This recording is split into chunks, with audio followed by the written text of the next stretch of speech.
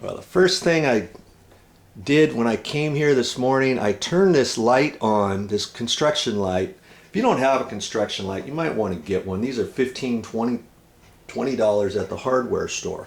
Well, this one happens to have a button on the back side where you turn it on and off here.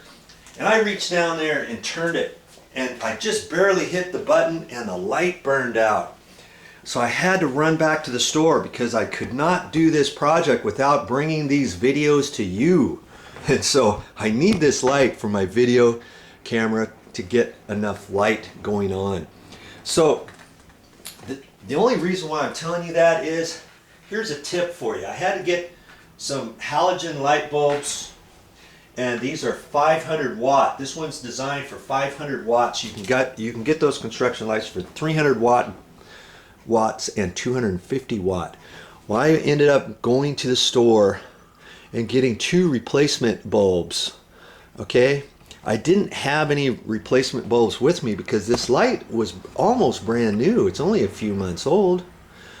But there's a tip I wanted to share with you. Anytime you get a construction light like this, you might want to get a 2-pack, and sometimes these come in a 3-pack too. You can buy them single, but if you get 2, it's cheaper than buying 1. Sometimes you can get a 3-pack. You might want to do that so anytime your bulb burns out over longevity, or if you drop this light, or if you press the button on the back like I did and it goes off and burns the bulb off real quick, you might want to have some replacement bulbs with you. That way you don't have to drive back to the store.